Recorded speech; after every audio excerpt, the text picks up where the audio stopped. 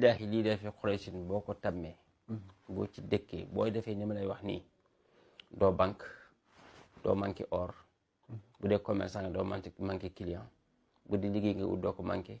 doo manqué yére doo manqué ration doo manqué ay terrain waxuma la ay kër ay terrain doo manqué ay xar doo manqué ay béy doo manqué nit ñi la respecté doo manqué ay liggéeykat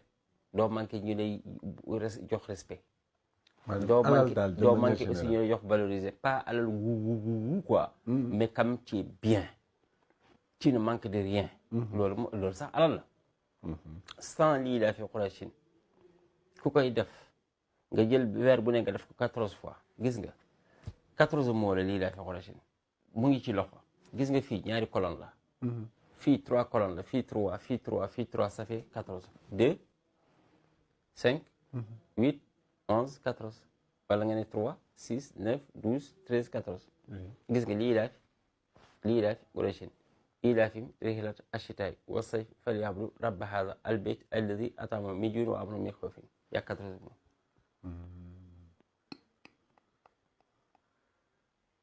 L'image de Dieu c'est toi du lii mooy Allah boo koy ñaan c'est Wahhab tu demandes au donateur non Wahhab 14 lay lim yaa ngi ñaan sa bopp mu ngi nii Allah Wahhab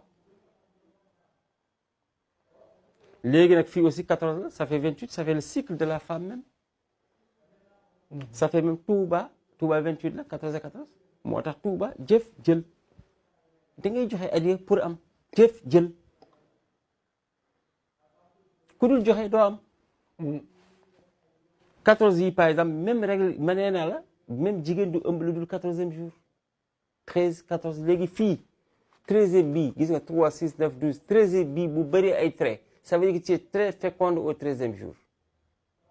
bu amul trait nag bii rek moo ci gën a fës ça veut dire que tu prends la grossesse aux 12 dernières heures du 13e jour et aux 12 premières heures du 14e jour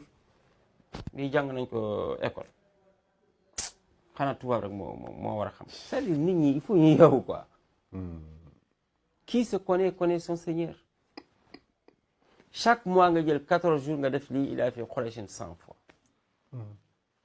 bis nag bu ma gisee ak borom dinaa ko dollil waaye pour le moment lii la billahi ku dëkk ci lii la bu la neexee doo génn sa kër lépp lay fekk si man de lépp may fekk si man lu ma soxla mu fekk si ma man su ma gisee naaj daf ma neex yàlla xam na ko